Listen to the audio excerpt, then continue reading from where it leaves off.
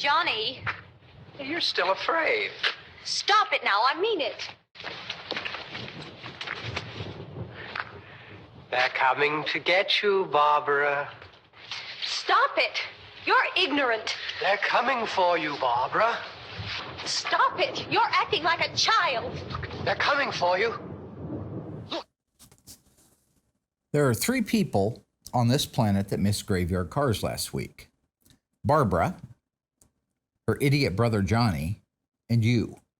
Now they're both dead. That's why they missed it. What is your excuse? Here's what you missed. Look, there comes one of them now. Who's Barbara? He'll hear you. Here he comes now.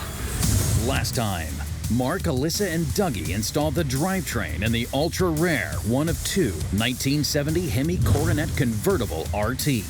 This time, Mark and Alyssa validate a 1970 Dodge Charger RT 440 automatic in B7 blue and a 1969 Dodge Charger RT 426 Hemi 4-speed in B5 blue. They're coming to get you, Barbara.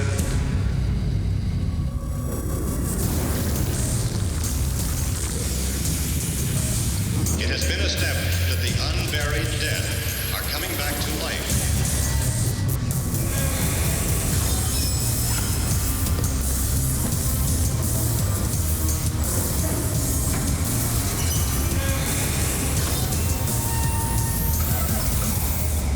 Because of the obvious threat, this station will remain on the air day and night. In 1970, Dodge built 8,574 Charger RTs with a 440 Magnum.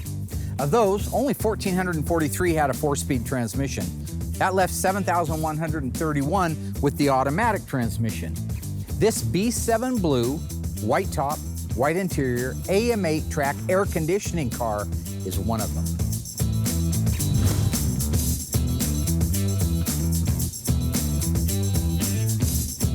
So right now, Doug is out disassembling our 1970 Dodge Charger RT, 440 automatic air conditioning, B7 blue. I wanted to take a few minutes to spend with Alyssa going over what would have happened back in the day if you had walked into a dealership and said, I want that car. Now that car wasn't on the showroom floor, because if it was, everything would be billed out on the window label.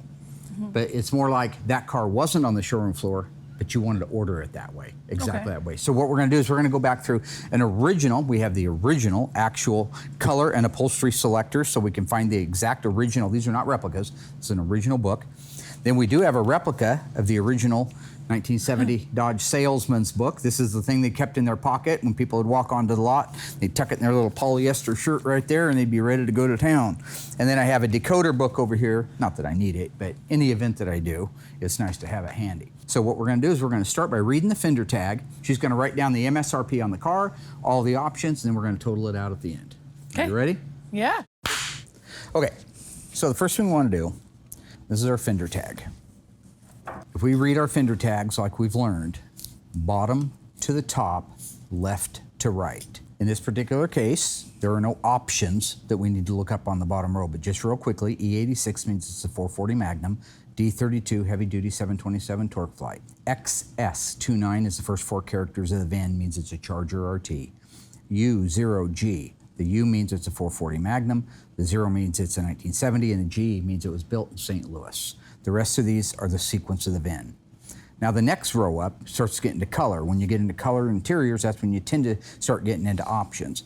This is EB7. The E means that the color first came out in 1969. B7 is the shade of the paint. B7 blue is not a high impact color. It's a beautiful color, but it's not a high impact color. There's no extra charge for that.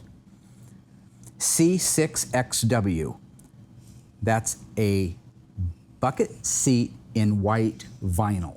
That's what C6XW stands for. We're gonna look up in a minute and see if that has any cash that comes with it, any fees.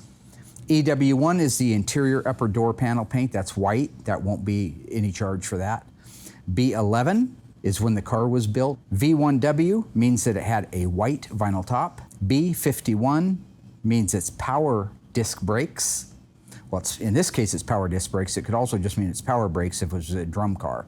C16 is a center console. C55 is bucket seats. G31 is left-hand outside chrome remote mirror. G33 is the right-hand outside non-remote chrome mirror. H51 air conditioning. All these are going to have dollars with them. J25, 3-speed wipers. M21, drip trough moldings. M31 belt moldings. N85 tachometer, R22. So let's just go through. We have the basic rundown. V68 means it's a striped elite car. So let's just start by saying we're going to go up to the color. It's an EB7, so it's a beautiful color. It's a gorgeous color. Let's take a look at it in here. These are our colors over here. There's our beautiful #1 color in 1970. But let's go down to the B7, right there, dark blue metallic. That's the color it was. So if you wanted that car in B7 blue, you would have to order it if it wasn't sitting on the showroom floor. But there would not be an extra charge for that color. Oh, okay. Okay. If it was in the high impact color they chose, if it was a high impact then color, it'd be an extra charge. I believe that could have been. I think on some models, maybe not. I'm not 100% sure. That would be a question for the Philly steak sandwich man, Tony. Okay. Okay. High impact colors back in the day, what were the difference? Because like all the cars that roll through our shop are all really bright. I mean, I really can't tell the difference between a high impact color. I believe that these are all your high impact colors. So they're just really Plum Crazy, bright. Sublime, Go Mango, EV2 Hemi Orange, Top Banana. Okay. And I don't see anything else. So those are going to be your high impacts in the so they're Dodge just lineup. bright. 5 performance exterior colors: Plum Crazy, Sublime, Hemi Orange, Go Mango, and Top Banana. Okay? We know our car's B7, so we go over to here. But that's what you would have looked at on the showroom floor that day. You'd have looked at that and said, oh, that's beautiful, it's gorgeous. So just going along the row, let's take a look at C6XW. So C6XW means that it's bucket seats and it's all vinyl, okay? We're gonna look in here in our book and see if there's a charge for that. First, we're gonna look and see what standard equipment is. In the booth, we have our 1972 Duster going tawny gold. It should be a really pretty color when it's all done. It's the first A-body we've done here at the shop. This is a super transparent color, I do know that. So you're looking at 8 to 9 coats to actually get good coverage on it. So I'll be in there for a while. The shop has done this color before, I have not. So it's cool to be doing a new color with an A-body for the first time.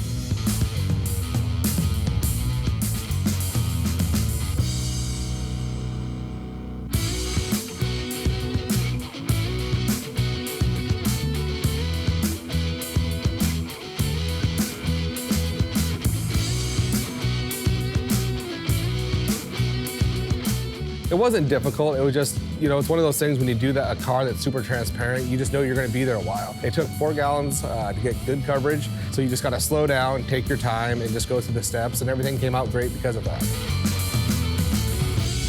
Everything on this page is standard equipment. There's no extra charge for it. So our armrests, ashtrays, backup lights, battery, heavy-duty drum brakes are standard. Bench seat is standard. Bucket seats front is standard. So we know there's not gonna be an extra charge for it. Bumper guards, clean air system, standard, cigarette lighter, clock. Here's your engines. Not available with a 6-cylinder, not available with a 318. 440 Magnum, standard. Floor covering, so this is all your carpets and your heater, comes standard. Lights, dome light, park lights, all that stuff standard. It's safety equipment, just the way it comes. 1 left-hand outside manual control mirror, standard. So at a quick glance, these are our standards.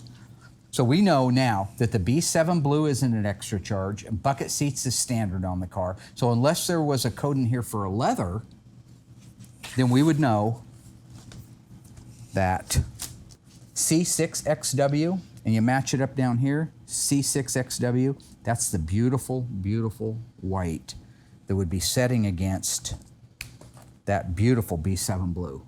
And you can't help but tell me that that is absolutely really a pretty. stunning color combination. Just Yeah, beautiful. so pretty. All right, the good news is we haven't spent any extra money and we're cruising along all right. So B51 is your power brakes. In our case, ours is a disc brake car. And if you added disc brakes with power brakes, which is mandatory, $27.90. So you better put $27.90 down there for power disc brakes. All right, and then the next one over is C16. That's a center console. Let's see what they have to say about that. C16 right here. Center console, not available with 3-speed on the column shift, not available with the center front seat, optional with bucket seats, $54.45. is our price to add a center console. $54.45. $54.45. Okay, G31 is our left-hand outside mirror, I believe. G31. Oh, excuse me, I had those flip-flopped. G31 is the right-hand outside mirror, $6.85 for G31. And G33, which is the left-hand outside remote control, $10.45. Because remember what we said earlier, a manual outside is standard because it has to have a mirror from the factory. So we go to the next one, which is H51 Air Conditioning. What did they charge back in the day for that? Let's see, H51 Air Conditioning with heater. Not available with a 4-speed. I always knew that. You couldn't get a 444 speed with air conditioning, and you couldn't get it with performance axle packages either. A31, A32, A33, or A34. Total price to add air, that's spendy. $357.65. Jeez. But I'll tell you what, driving around on a hot summer day, you'd be glad you had it. J25 is our 3-speed wipers, standard with a 383 and a 440 RT. So, according to the book, it's $5.40, but according to this, you don't charge extra for it if you have a 383 4-barrel or an RT. So there is no ad for J25. Oh. Sorry. No, it's okay. M21 is our drip trough moldings. I know those are standard. N85, which is the tachometer. Down at the bottom. Tachometer with clock, 8-cylinder only, Charger and RT models, $68.45 for that little jewel. Now, this is the fun one. R22 AM 8-track, R22 AM stereo with tape, $196.25. That is a cool option right there. AM 8-track, love it. Let's go up. V68 means it's striped elite. 26-inch means 26-inch radiator. And end is the last shift of the day. So we're going to run through and we're going to add them up. What do we have for a grand total? Grand total. Let's run her up. We have $3,711. Oh, you already did it. Oh, you already did it? Yeah. What's our grand total? $4,433. So that's how much money it would have cost you to walk in a Dodge dealership. That's without dealer promos or wheeling and dealing. That would be the manufacturer's suggested retail price of that car with those options on it, right there. Okay? What was the base price? That's your first number up here that we talked about a little bit ago, the 3711. Oh, that's the base. So that's if you don't want anything. Well, I thought no. Oh yeah, you I could thought put it that way. This is the for the manufacturer's suggested retail price of the Dodge Charger RT, I or understand. base if you didn't want anything. Okay, I'm just reiterating in You're words that doing I understand. fine. There's a lot to digest here. You don't have a computer Okay, so brain that like right I there do. is just for a shell of a car. I had a 70 Challenger RT SE 446 pack 4-speed Dana Super Track Pack car that had that interior in it. That's cool. You dadgum tootin'. Stay tuned. Mark and Alyssa head outside to document a 1969 Dodge Charger RT 426 Hemi 4-speed in B5 blue.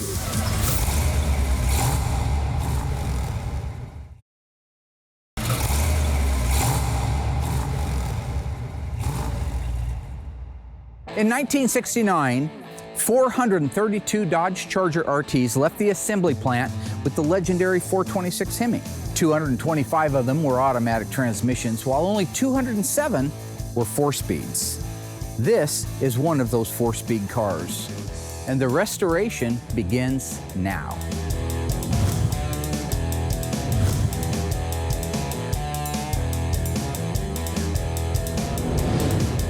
Okay, so right now Alyssa and I are out looking at a 1969 Dodge Charger RT 426 Hemi 4-speed, one of only 207. 207. See, she's getting better every year. Better every year. Good job.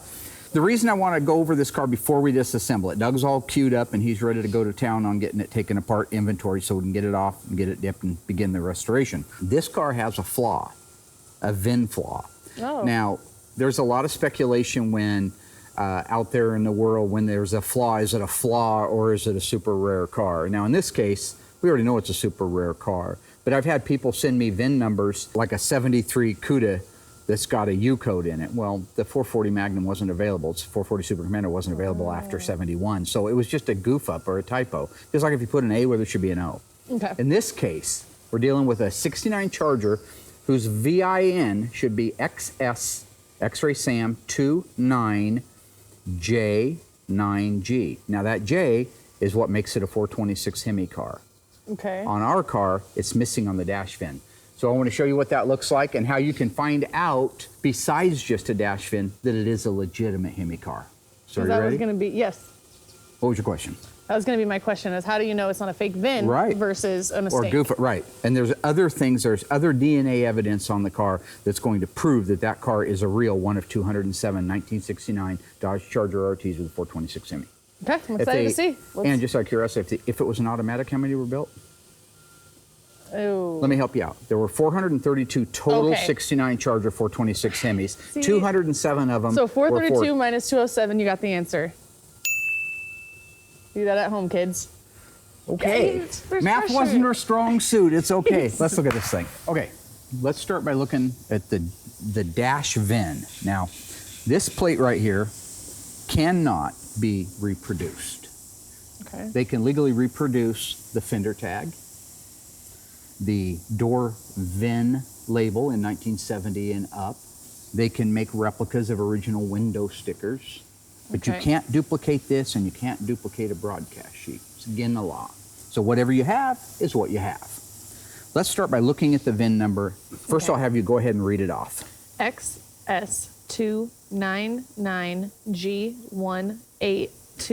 XS299G182937. Okay. And how many characters is that? 8, 10, 12. Okay. They should be 13 characters. Okay. The character that is missing in the VIN, which makes this so provocative. I mean, I know the car is a real car, but to me, this is the nerdery stuff that I love seeing. Tony, we just love stuff like this because we're so used to seeing the same thing over and over. When you see an objection versus the rule, it's fun. In this particular case, do you know what letter and where it would go in the VIN that would tell you this is a real Hemi car? You're missing the J, and it'd be in the 5th position? 5th position, Between exactly the right. two nines? In 1966, it was an H, which made sense for the Hemi. But from 67 to 69, it was a J that meant it was a Hemi. And then it was an R in 70 and 71. Okay. In this case, we're missing, somebody smoked the J, is what I'm saying. Which that's... You see what I'm Okay, getting yeah, at? I see, yeah. Whatever. So anyways... Anywho, So the J that's is what made that missing. car special. So that's a big. So that's a big thing. You're out in a field and this thing's knee deep. It's up to here in water. All you can do is read the VIN. Oh God, XS299G, XS299. There should be a letter in there. There's no letter in there. You'd have to guess. Now in this particular case, it isn't buried in water, and we can look at the rest of the car, the rest of the markers on the car that tell us this is a real Hemi car. You will admit there's only 12 digits here. Yep. And there should be 13. Yes. All right. With that, let's take a look at the Fender Tag under the hood. That's our first piece of nomenclature. Okay. The first year of the second generation Dodge Charger, 1968, gained most of its popularity from its star role in the movie Bullitt with Steve McQueen. This car, being delivered in season 10 of Graveyard Cars, will become famous for the one of very few MM1 turbine bronze metallic, white interior, white bumblebee stripe. You're not going to want to miss the restoration coming up in season 10 of Graveyard Cars. The Plymouth Superbird is one of the most sought after and collectible Mopar muscle cars on the planet today. When it was built, the front end sheet metal, except for the nose cone, actually came off a Dodge product. What was that Dodge? Was it the Coronet, the Charger, or the Dart? Stay tuned after the break for the answer.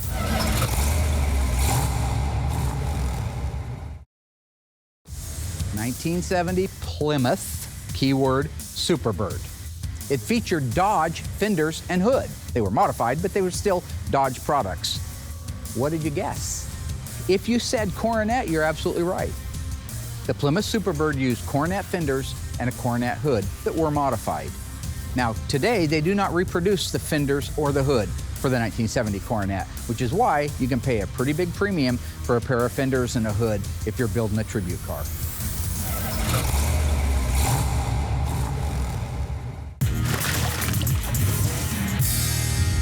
Okay, I purposely did not take this off. I left it on there. Somebody has rattle canned the engine compartment black. That was a very common thing that happened. I don't know why, but guys back in the day thought it was cooler if their engine compartment was black. Now my burnt orange 70 Charger, I never did that because I wasn't a butcher. But somebody felt the need to paint this engine compartment black. And if you're watching, I'm sorry. It's not my cup of tea, all right? This is the original Fender Tag. You can tell by, you see these markings right here, these stamps? Yeah. Those are inspection. That's the person that inspected the vehicle, stamped those numbers in there. This is a very real original. If you compare this to a replacement, this is 100% authentic. All right, the bottom row. Now we know that our Fender Tags read bottom to top, left to right, just kind of opposite of the way that a book would read. So we start on the very bottom row. Okay, so the first one is the E74. That's the engine size. What size is an E74? Hemi. Yep, 426. 426. The next one is a D, like David, 21. What does that stand for? 4-speed manual transmission. That's fine. 4-speed. That's the gold right there, the D21. That's what makes it even more desirable. Most guys want that D21 there. This is the full VIN. So let's read it. XS29J9G182937. Okay. And we know from our VIN, the one digit that's missing is the J. Yep. You love the J, right? Yep. Okay. I mean, it's a Hemi. No, yeah, no, it's You're a so Hemi. stupid. Okay. I know, I am dumb. The rest of it's the way the car's built, that it's a blue car that's got B7 blue guts, which is really cool. It's an A33, means it's a 354 Dana.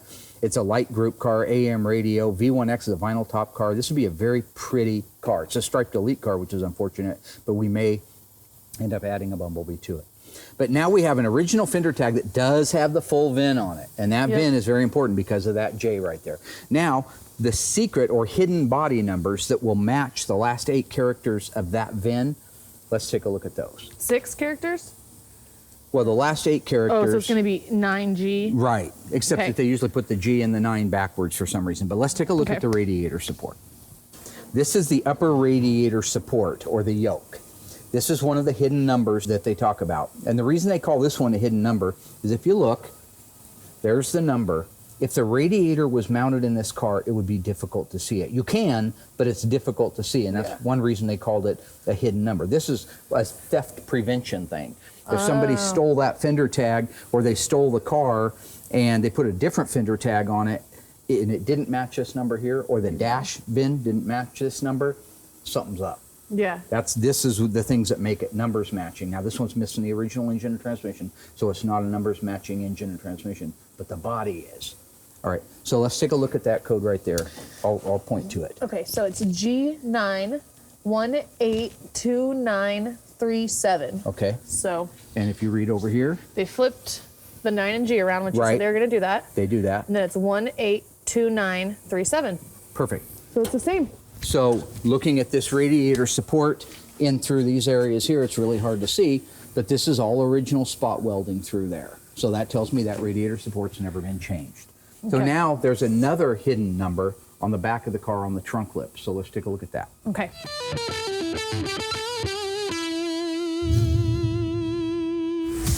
Coming up, Mark and Alyssa continue to document a 1969 Dodge Charger RT 426 Hemi 4-speed in B5 blue.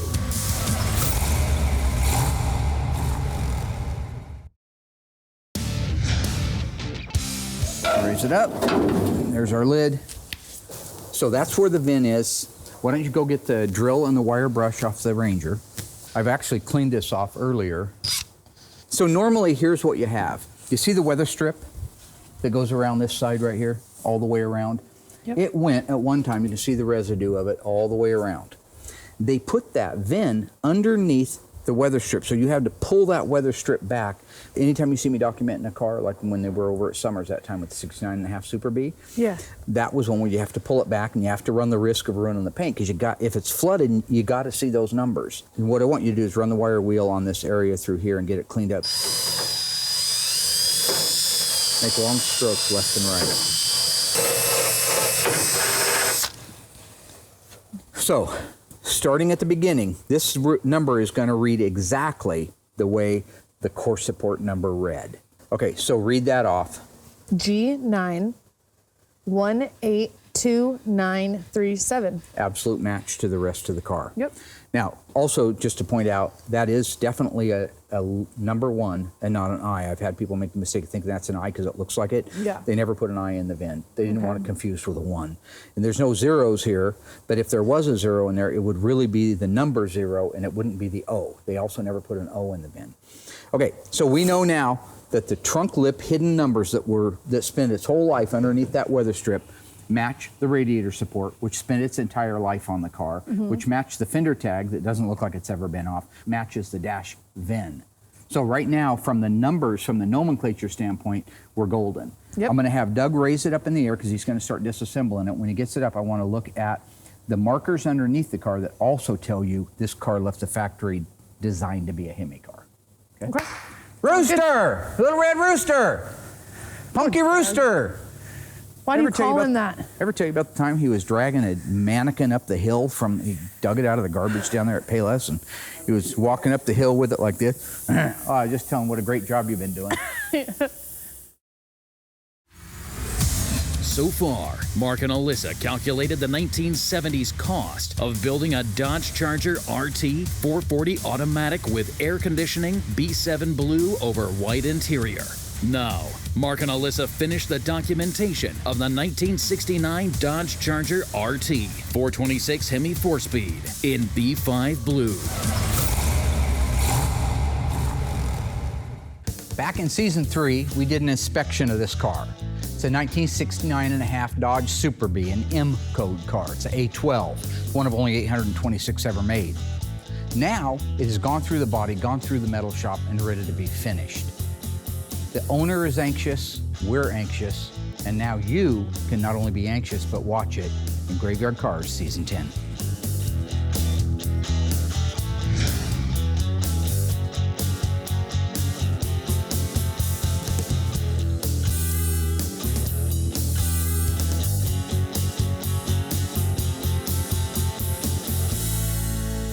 All right, so what I want to point out here, now there's a lot to unpack, as they say in the news, but I'm going to try to keep it as easy to remember for what we're topically working on. Now, right now we're working on a 69 Dodge Charger, okay? We're trying to determine if the rest of the car supports the idea, the notion that it's a real J code 426 Hemi. So on this car, they focused most of the undercarriage reinforcement on the back half of the car. They didn't care too much about the front, they cared about the back.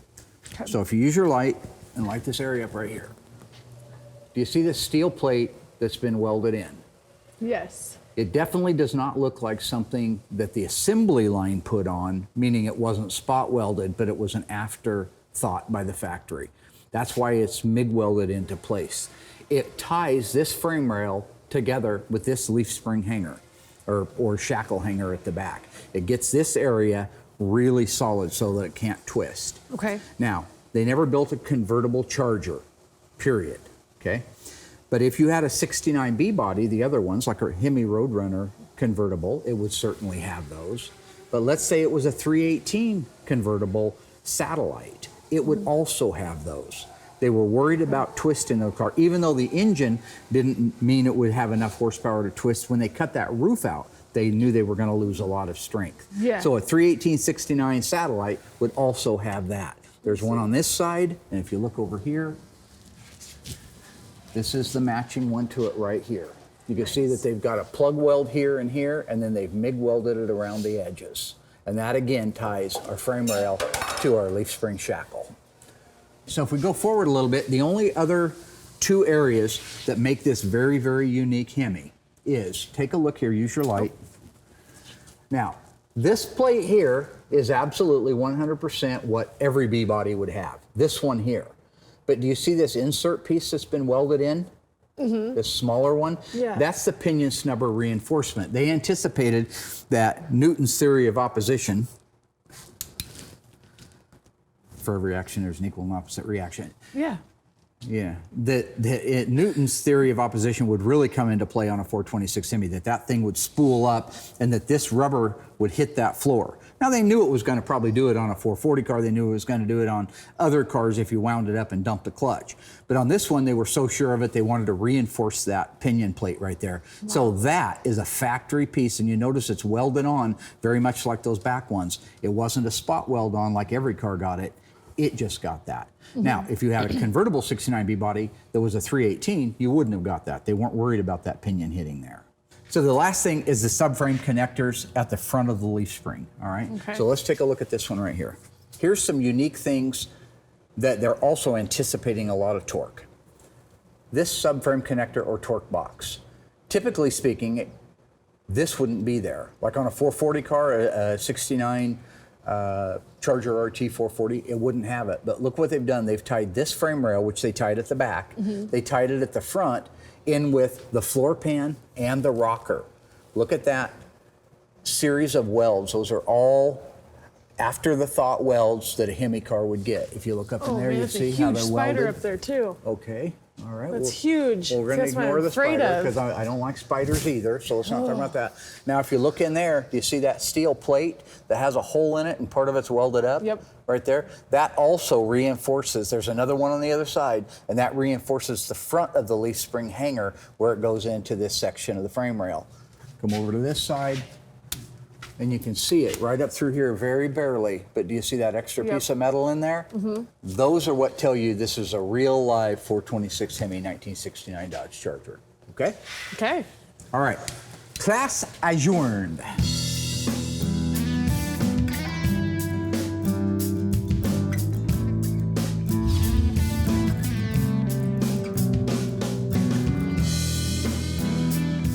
Graveyard Carz Season 10 will be completing more restorations in that season than any season prior.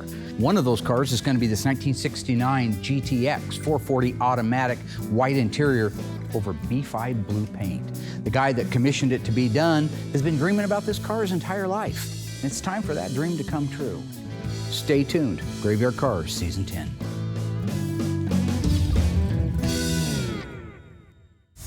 In 1970, you could order your Cuda or Challenger with the legendary 426 Hemi. True or false? If you ordered a Challenger with a 426 Hemi, you automatically got the N96 shaker hood option. If you think you know the answer, stay tuned after the break.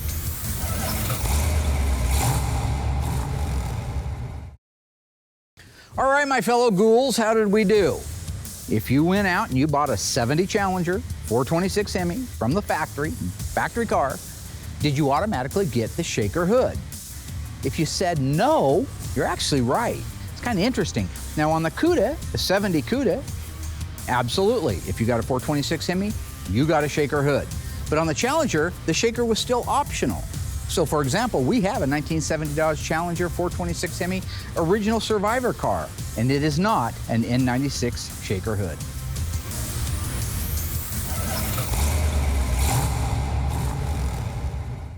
Okay, everybody, this is the part we call Getting Wise with Dave Weiss. This is the Plymouth Vehicle Restoration Reference Manual. Today, we are going to talk about studs. No, carburetor studs. I've set 3 of the studs out here. Let's just start at the very, very top. This is the actual lock nut. But you notice it's a black phosphate, like the book calls for, a bottom lock flange nut, meaning that this is built onto this. This is a stationary washer built onto this, and that it has a locking ability at the bottom of the threads, and it's black phosphate. So that and that are the same unit. As far as the studs go, let's see which one this matches up. So we're gonna go down here and see which one matches this the very best. According to this, automatic transmission 2 and 4 barrel. But if you set that there and you take a look, you'll see these are not actual sizes, so you can do your measuring there. In the other section, there are full measurements for it. I just want to show you that at a glance, you could look and see that this has the locator hole for the pin, the threaded shaft, then you have a shank, a recess for a clip, another shank, and then a final recess for another clip. The one thing I encourage people, and I don't know why they're not doing this when they're making these, if you're a purist, take a real nice look at the end of that stud. You see how it tapers? And ours is a blunt end. That's how you could tell at a glance at a show that that was a new reproduction carburetor stud and not an original. The other thing they're talking about here are these washers. There's our original washer. It's a flat washer with the zinc plating. They're talking about a zinc finish for the washer right there. These are the hairpin clips. You'll see that this is very close, not exact, to the original one. The other clip is very, very similar, but again, not the exact same shapes. We've got a couple of more out here that we can look at. I'm gonna set those aside so they stay in the right package. This one is calling out the 446 barrel and 71 to 73 340. That one right there, you can see it has the shank on the end with the hole in it. There's the hole. There's the part you put the wrench on, the flange, if you will. There's your threads, there's a shank. Here's one recess, then a straight part, recess, straight, recess, and then the end. Again, notice this has a taper to it. This one is blunt. Even in that middle one, that one right there looks to be narrower than that one. Would anybody ever notice? It would be very, very hard to. And then on the last one, this one, according to Classic Industries, fits a 66 to 69 426 Hemi. Let's see if it does. Lay it up against that one right there. Hemi automatic 440 or 4 and 6 barrel manual transmissions. And you can see it's got the hole, the shank, where you put the wrench, the threads, the shank, the recess right there. Again, the curved end, the tapered end versus the blunt end. So you'll see at a glance, these things are perfect. They are as close to perfect as you can get. If you look really closely, there's a couple of indiscretions in them, but not enough that anybody would notice. If you don't have an original, you'd be way better off with one of these. If you have an original, I would say to have it replated. Like Scott Smith up at Harms, he does all of our carburetors for us. So we try to send the original ones with it, so when they come back, they've got the natural plating on it. But if you don't have one at all, which is often the case because the carburetor's been changed, buy one of these. Now, next time I do Getting Wise, I've been told from feedback and social media that I'm not as animated. I'm not as my old funny self. So I will be working on introduction rhymes on the next Getting Wise. So be prepared for that and be careful what you ask for. Until next time, Flazoo.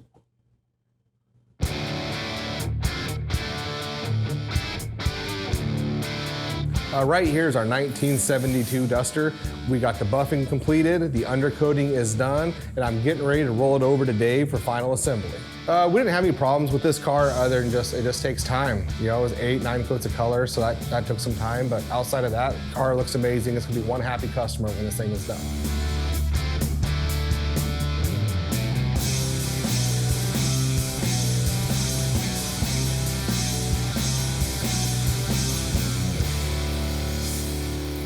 I'm out here getting ready to check the numbers on our engine and transmission for our 1970 B7 Blue Charger, per my dad's request. We want to make sure that it's a numbers matching car, and a little bit earlier he showed me how to do that. So I'm pretty sure he already knows the answer to this, but this is just a little bit extra practice for me. So before we get started, let me give you guys an overall view about whereabouts these numbers are going to be. And just so you know, at home, we are on the passenger side of the engine. So if this was in the car, you would want to look right here, which I'll give you guys a closer look in a second. And then the other set of numbers on the transmission are gonna be right here.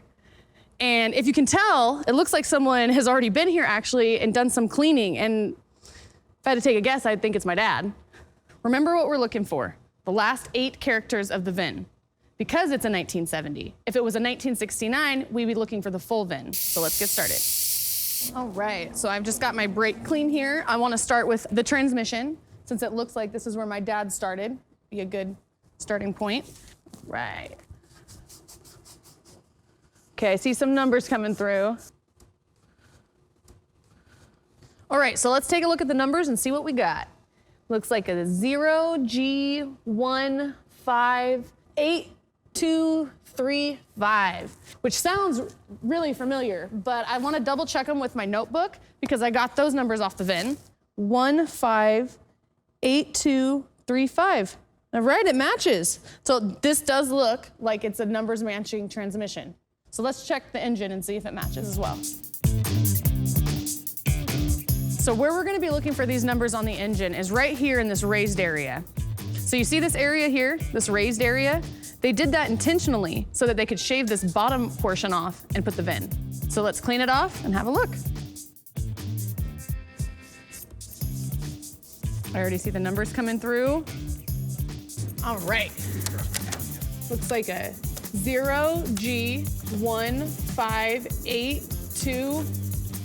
0G158235. That sounds like that's the number.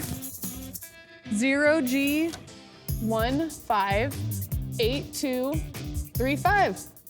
All right, looks like we got a numbers matching engine and transmission. I'm so excited to report back to my dad and let him know, although I'm sure he already knows that, but that's okay. There are two things that make this tawny gold 1972 Plymouth Duster 340 4-speed tribute car very, very special. One, the gentleman who commissioned it to be built had us build it based on his original window sticker that he still has of his brand new 1972 Duster he bought back in the day. The other thing is, it's getting restored in season 10 of Graveyard Cars. I wouldn't miss it.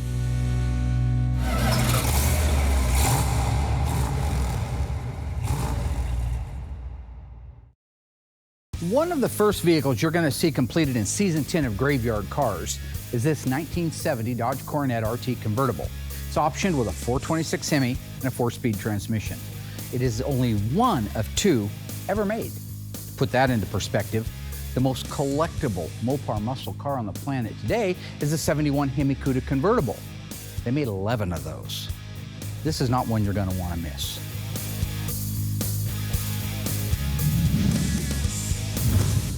So I just finished up my homework. Now I'm ready to report back to my dad. I don't think he's gonna be surprised, but I did my part, so.